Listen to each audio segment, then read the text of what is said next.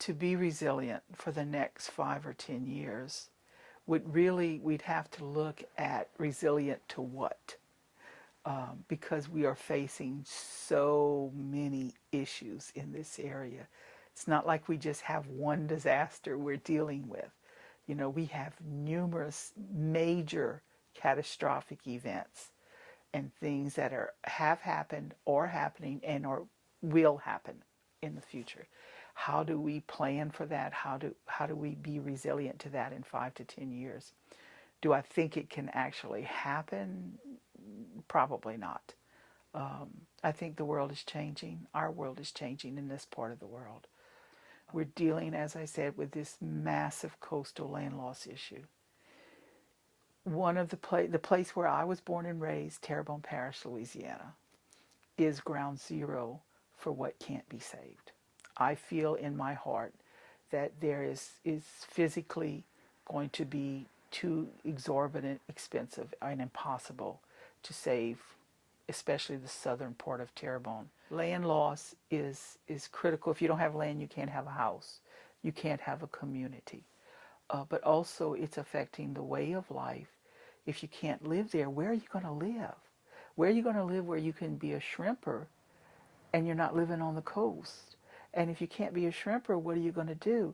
And if for generations you've been fed and exposed to either no education, as the slaves were, or the Native Americans were in this community, or a limited education, as the Acadians were, or a sub-quality education, as all of us were here in coastal Louisiana, where are we going to go to be competitive for jobs, to be competitive for housing in a state that has a severe housing crisis? All of the housing that's being built in Louisiana today is what's called workforce housing. That's not affordable housing. Workforce housing is for people who can afford $1,800, $2,000 a month rent. Well, if you used to be a shrimper and you used to live in a house you never had a mortgage on because you've been there, your family's been there for 300 years, and now all of a sudden your house can't be there anymore, and you can't be a shrimper anymore, either because you're too far away from the coast, or the water and the marine life are destroyed because of pollution.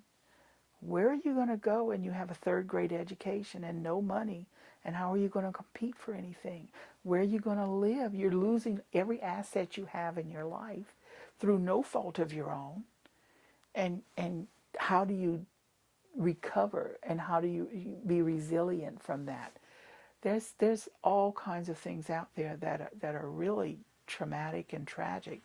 One of the things that I have been advocating for, and it's really a big thing with me, is I feel that it is our government's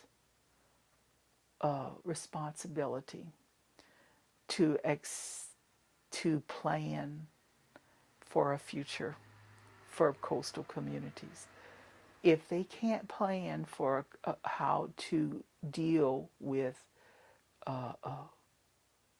environmental destruction like what's happening in southern Terrebonne with small Native American communities, how in the world are they going to deal with environmental migration because of sea level rise in Miami or Washington, D.C. or New York, when you have huge populations who are going to be impacted because the sea level is rising? You know, it's happening. It's here. It's not a future thing. It's happening.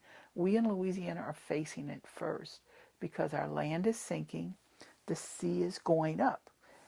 You don't have to be a rocket scientist to figure that one out. The land goes down, the sea goes up. You got to move. Okay? And we can spend a lot of money trying to keep building the land. And I'm all for that. Like I say, I'm a Louisiana person. But the reality of the matter is, if we build land and the sea level rises faster than the land is built, where are we? And eventually, as the scientists keep telling us, roughly where I-10 is in Louisiana is where the coast is going to be. And in not not that distant a future. Okay? There will be no life here for my grandchildren.